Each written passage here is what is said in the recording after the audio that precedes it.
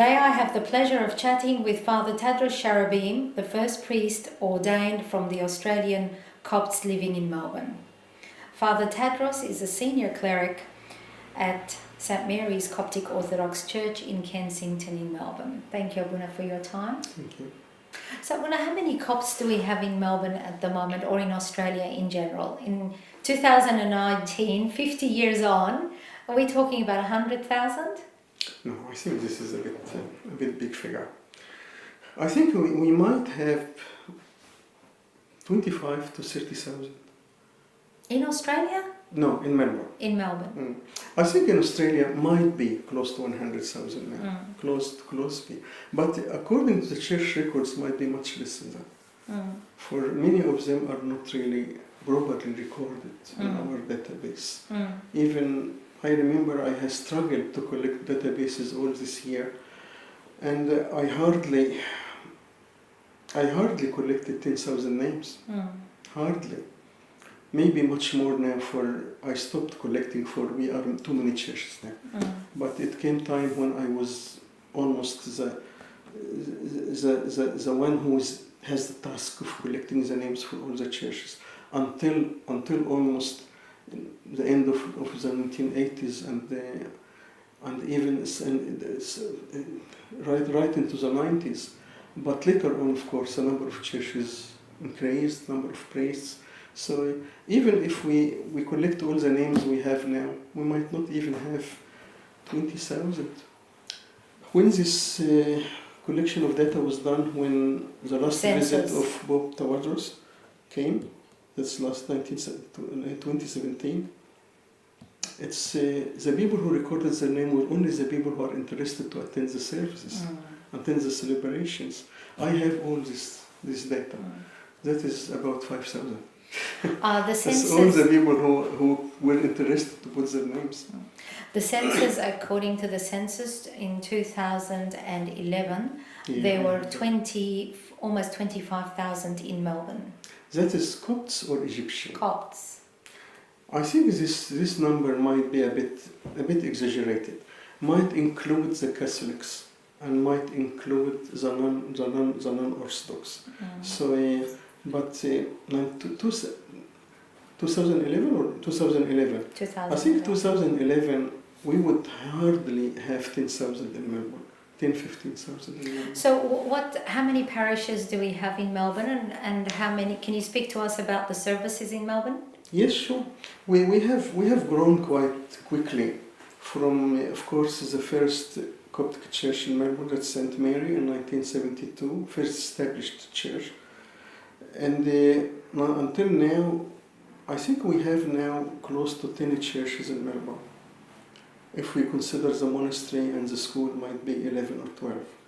But we have about 10 established churches in Melbourne at the time being. But we have also more. We have the school, and we have the monastery, the monastery, monks' monastery and the nuns' monastery. They all have churches. We have a church still coming up, like the church in Milton, which has been starting to have a regular service already after the appointment of Father David Campbell there. And so, and I think there's a lot of looking out for more churches, perhaps. And the Coptic Hostel? The Coptic Hostel has a church as well. Yes. And that's going to have a nursing home component soon? They are extending the Coptic Hostel now. The Coptic Hostel until now is work only like a hostel, but I think they had an approval to extend from 40 beds they have now, I think, to over 80 beds, plus a hostel area. That might be by next year, should be all working. And it's quite a big activity. We also have buildings, remember that. Until not very far away, all our churches were almost rented, except St Mary, which they purchased in the early 70s. And then the next one they purchased was 1980 in Oakley. And then it started to come up, but many of our churches were just rented premises. Now, I think all our churches, apart of course of Milton, which is still looking for a permanent place, all of that are owned by us, and they developed, and some of them has been built especially as a Coptic church, not just converted. St. Mary was an Anglican church, and then converted. And the Archangel Michael was a Protestant church, and a uniting church, and then converted, and so on. But now we have St. Mark, who's built as a Coptic church. We have St. Mina and St. Marina in Haran, a beautiful cathedral built as a Coptic church, and still more to come. Can you speak to us about the first Mass you conducted on the property that is now St. Anthony's Monastery? Yes, actually, that was the first of the first Mass. The portable? The portable. The monastery idea came, I think, about 1981. And it started by the idea of three of the servants of the church. It's amazingly, those three servants were so enthusiastic to have a monastery. This was almost the same time we started to think about the school as well. It was all in the early 80s when all these ideas came up. And those three servants came and asked me if they can find a land. And I said, well, it's possible. They said, well, we go a lot in the country and there's a lot of lands for sale. Can we go and have a look at the land? And if we can find the land, see how much we can buy it, and we start to establish a sort of a monastery there. And they went. And after a lot of search, they came to this land in his court. At that time, it was not a big land, but it was quite a reasonable price.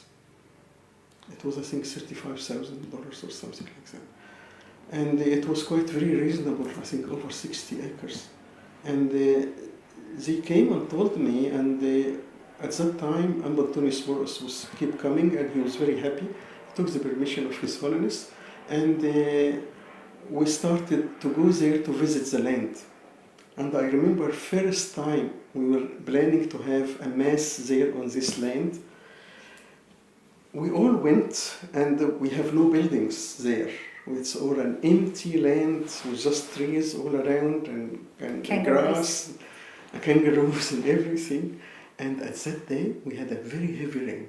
Yes, I remember. I was there. A very heavy rain. And they put the tent, and of course the rain just pushed the tent away. Flew. And we had to come back up and come back in Melbourne. We came back in Melbourne at about, say, I think 2 o'clock in the afternoon, and we decided still to have the Mass. And we came with the Urban, with everything, and we had the Mass at St. Mary here. And I think we finished at 4 o'clock. And we consider that the first Mass of the monastery.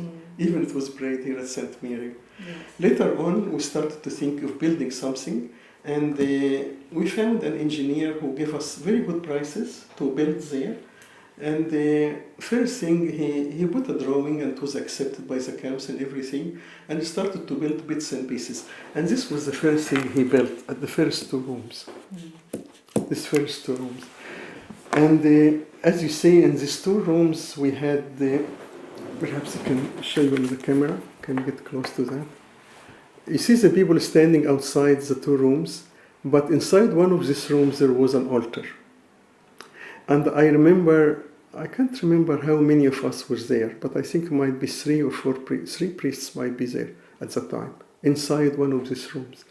Imagine, these rooms are much smaller than this room. And there has an altar, and something like 6 or 7 deacons standing there, and all the other people just standing outside, and it was the first Mass on the land of the monastery. This might be 1982. And it developed from this way. These 2 rooms have extended to 16 rooms, and quite a nice building. It took time until we finished it. For we used to build when we have money.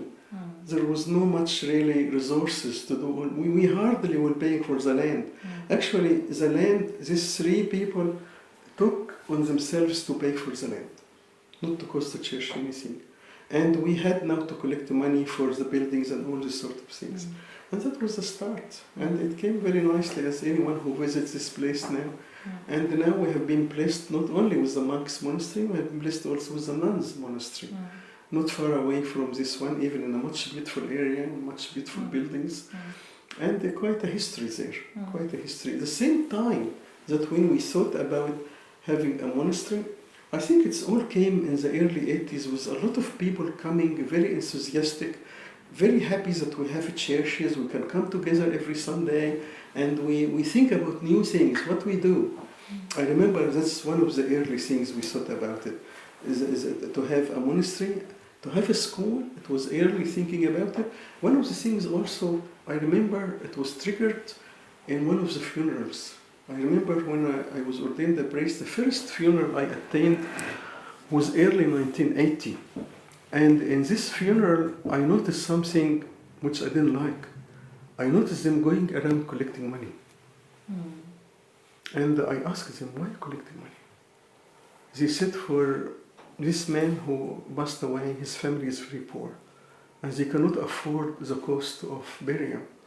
And so we used to do this. When we have a funeral, we collect money to cover the cost. And is that how the insurance... That's how the ideas came after that. I was not happy. And I remember Nashat Uzman and all this group came. Why are not? I said, this is humiliating. And the Nashat was very enthusiastic and said, yes, we agree. This is not a dignified way of honoring even the person who died. So Nashat and all his group came with an idea of having a funeral benefit committee, or collecting funds. And they started to call for subscriptions. It started with about 20, 30 people. Each one pays something like $5 a month or something like that. And it went on until now. I think it was a big number now. And it started in 1980. And almost we covered funerals all the way until now. The help we got from, we asked the insurance company to help us, but they only helped us for 2 or 3 years, and they pulled out. They said, no, it's hopeless. Your people die very young, and it's too much cost. And we decided to go on our own. And amazingly, this is one of the great blessings. I can never, ever know how it works. That is, we never run out of money, never. And if anyone calculated mathematically, he will say it's impossible to work.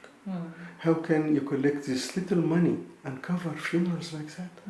The cost of the funerals in the early 80s was only about $2,000 or $3,000 with everything, with the land, with the burial, with everything.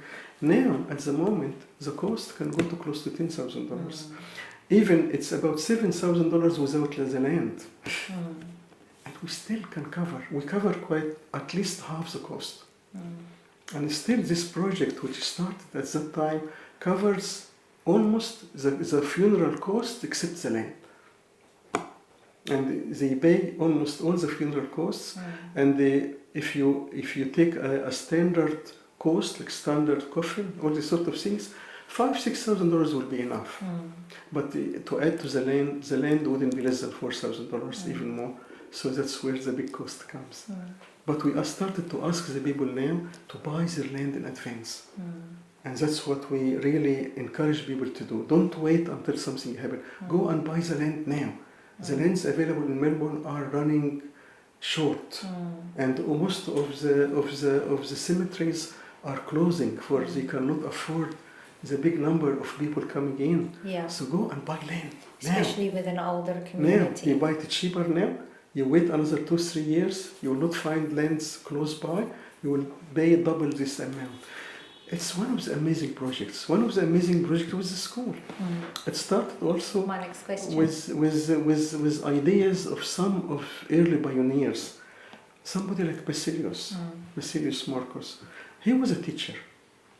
And I think also it was Nashat Kuzman and Basilius and Rosla, Miri Rosla, and few of the groups which came at that time, and they said, we cannot go on like this. What's the problem? They said, each time we want one of our kids to go to school, the only choice we have are the Catholic schools. And the Catholic schools are so choosy. They choose the Catholics first, of course, of course. I said, of course, what do you expect? It is their school. And the Orthodox, sometimes they don't want them. And so they started to be a bit feeling frustrated. We don't want to send our kids to public schools. Some public schools are good, but not all of them. Catholic schools was the main choice we had, and we had to struggle with many recommendation letters and many petitions to get our kids there. And so we said, why we don't have our own school? And we started to have a committee. We formed a committee at that time, and I think the committee used to have Basilius and Rosla, and I think what's his name, Francis Heiser, late Francis Heiser, and they were all teachers. And they very interested to do something. They went and they did their homework and asked how to do it, and they brought the papers, and we had several meetings, and we came now with, here we are, that's the papers we have to fill, and that's the conditions of having a school. Would that be the highlight of your service, Amuna? I think so. That's one of the things which I was very interested in it. I was very, very interested in it. Would that be because of your background in teaching? Maybe I like the idea. And I looked further in the future. I have my kids still babies, and I want them to be educated according to our church traditions. I don't want them to be just dissolved in this land of migration and just become like everyone else. And that's what we started to think seriously about it. First idea at that time was, we have St. Mary Church here. We have almost, for us it was a big thing. We had the church, and we purchased all the houses next to the church, this house and the house next to it and the house in the back. We said, well, we have big land. That was our thinking. Why wouldn't have a school here? Of course, we were very disappointed when we discovered that this land is not enough for a school. But we went to one of the engineers, that's Adolf Mansour, and he encouraged us. And he said, well, I will do all the drawings and do the applications on your behalf, even pay the cost. That was amazing for Adolf to do. We later on discovered how much expensive these things were. And he offered that we start to demolish all the buildings we have here and build a 2-story building and a car park underground. Same idea which we have now, we're gonna do. And he went and he did the drawings, and we went to the council, and that was a great disappointment. As soon as the council advertised about it, we have been mobbed, attacked by all the neighbors in the area. All of them were against it. They said it's enough. The church is causing enough noise in the place. Many kids running around, and you want to have a school as well? And completely. And actually, I remember I went to the council to find out how things is going. And one of them said, come, here's the file, objections file. Sit and read if you're interested. It was that thick. At least 200 objections. When I read them, I just shook my head and left. I said, I don't think this is the right place. We have to wait. Maybe this place will go for something else later on. We don't know why we are buying all these old houses, but maybe, who knows, might be the day will come. And we went back again to look at somewhere where we can hire and have the school to start. And one day, I remember Francis Heiser and some other one of the members came and said, we found the place. Where is it? They said in Clifton Hill. There's a school there which is closing down. It was St. Joseph Brothers School, Catholic Brothers School. It's opposite to St. John Catholic Church there. Why wouldn't we go and meet the priest? Okay, we go and meet the priest. What we got to lose? We go and meet the priest. I remember this priest, he passed away now. Such a lovely man. When he met us, he said, why do you want this building? It's an old building. He said, we want to have a school. We are dreaming to have our own school. The man looked at us and said, okay, you can have it. We looked to each other, and we were couldn't believe that what we are hearing. At that time, we hardly just looked at the building. It's a very old building. But for us, it was like a gem. It's a huge place. For us, it was a big place. A big yard. It was a concrete yard. And about 6 or 7 classrooms. It used to be an old secondary school. Has old labs and all the sort of things. But it was a very old building. And I looked at the priest and said to him, are you serious? He said, yes, you need it, you have it. I said to him, look, I'm afraid that we might not be able to afford it. I said, why are you saying that? He said, I don't know how much rent we have to pay. He said, we are not going to differ in that. It's not going to be an issue. I said, how? We need to know. We might not be able to afford it. We go and find somewhere else. And he looked and said to me, okay, how much you pay for a rental property in this area? I was so naive. I said to him, $100 a week. A rental property, a 2-bedroom property. And that was true. At that time, that was the rent you pay for it. I said, I'm happy with $100 a week. Not only that, if any cost you do in maintenance in the place, you take it out of the rent. I was almost crying. I remember that very well. That was in 1990. And amazingly, that's the time when the first approval came to establish a school. And we had approval for funding. It was very small funding, very small, wouldn't be even enough to pay the cost. But we said, well, let us start. Well, what's you got to lose? 1990. Let us advertise for our people. And we advertised and we got something like 200 applicants. We were all amazed. That's great, that's great. So, very good. Now we had the land, we had the place. Let us ask the people to come and fill enrollment forms. Very disappointing. Only 30 people came. And the condition was we need 50 minimum to start the school. And we kept nagging the people, advertising.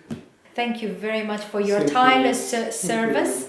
24 hours every day for the last few decades. May you have many more to come. We really greatly value the time you've given us today. Thank you very much for all this wonderful time. Thank you.